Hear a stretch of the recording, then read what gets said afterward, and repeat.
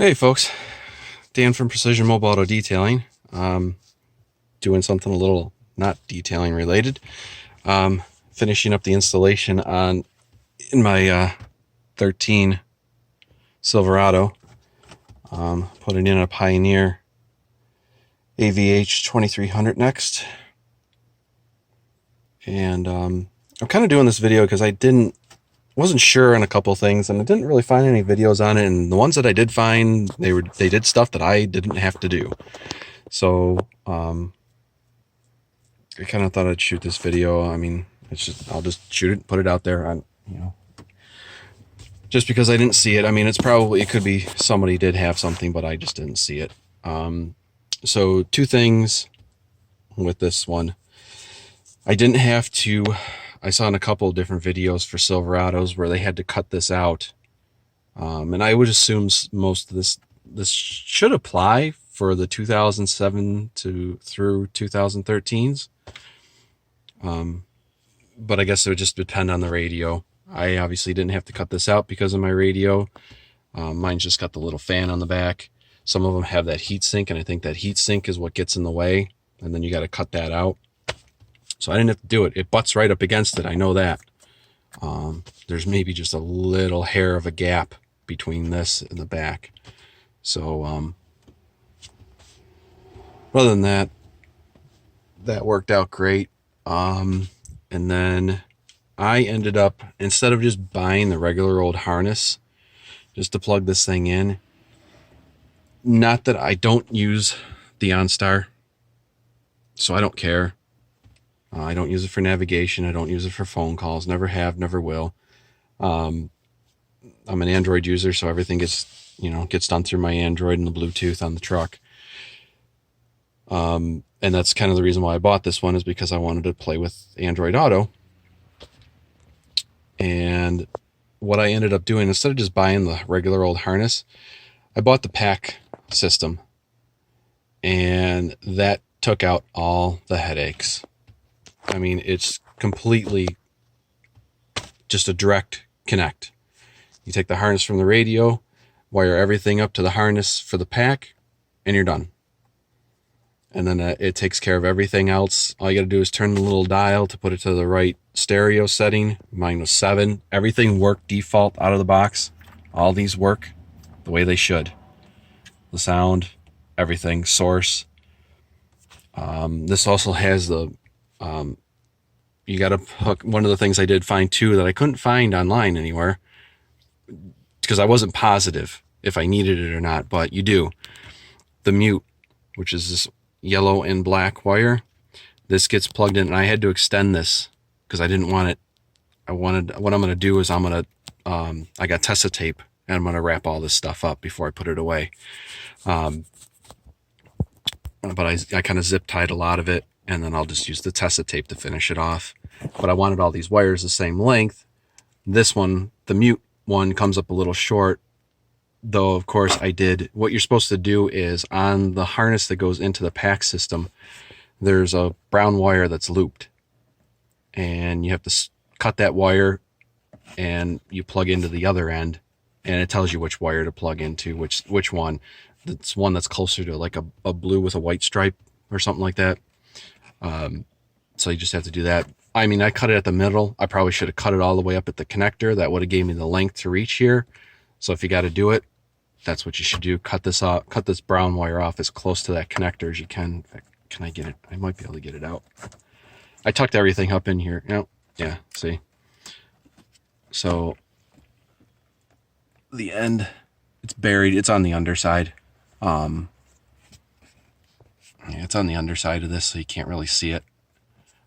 But it plugs into the other end, so should have spliced it closer. That probably would have gave me the length. And then the other one I had to extend out was, I don't even know where it is. Oh, no, is that it? Yeah, this purple one. Sorry about that. The reverse signal input for the backup camera. And I have the backup camera. I just got to wire it up. I got to figure out where to run it through the cab to get the wire up to here. I haven't done that yet, so I'll do that in a minute. But that one, I had to extend that one out just to get it to reach. I don't remember which one that plugs into. I think it's the purple. Yeah, it's the same purple to purple. Or where the hell is it? I got them all tucked up in here and freaking.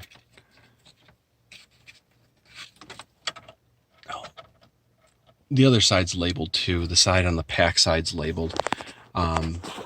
So it's, I mean, like I said, everything matches up. It's white to white, white with black stripe to black, white with black stripe. It all matches up perfectly.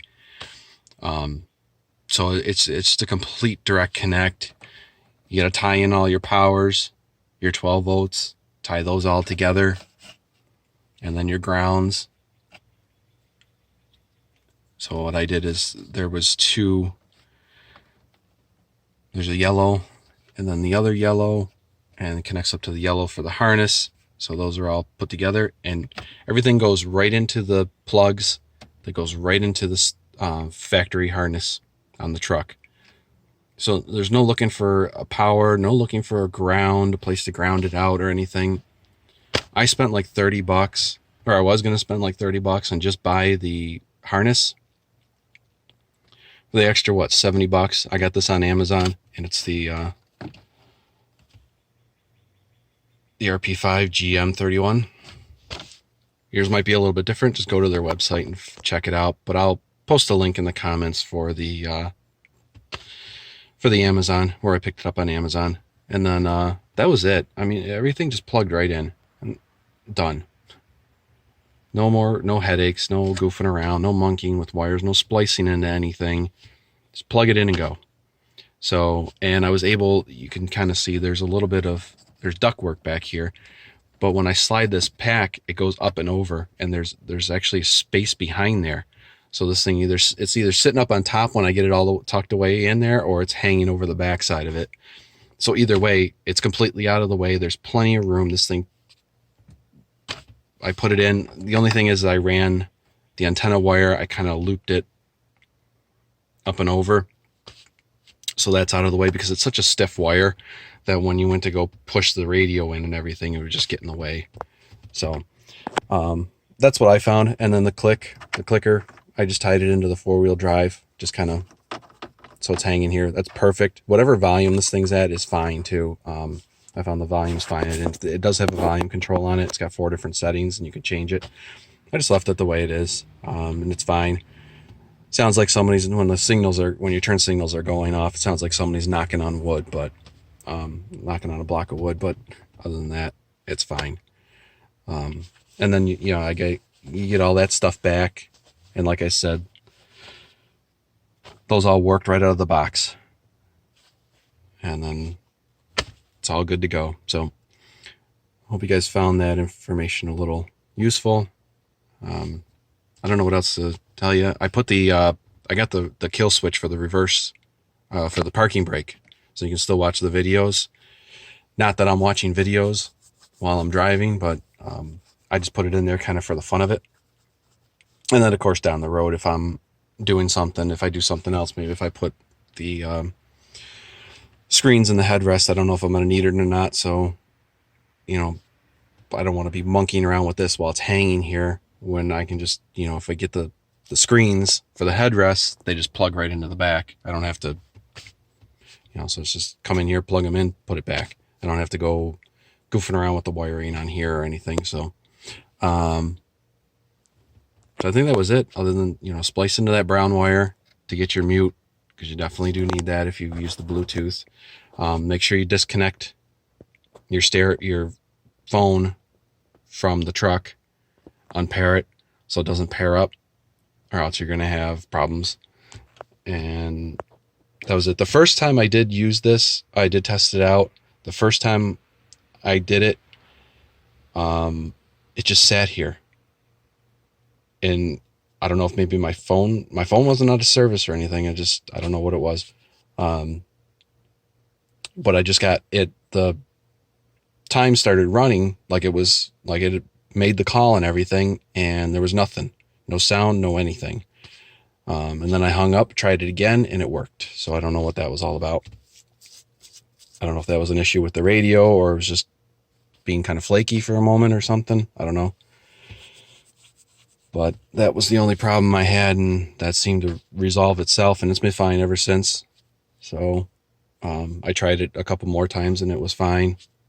So I'm going to wrap this up, get this stuff wrapped up in Tessa tape and get it all nice and snug, and then get this all put away, and I got to work on the get the reverse camera on here, and we'll be all set. So I just thought I'd show you guys that and show you that I didn't have, one of the big things was I didn't have to go cutting into this to get all this stuff to fit.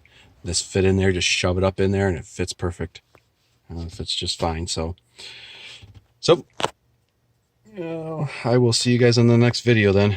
Take care.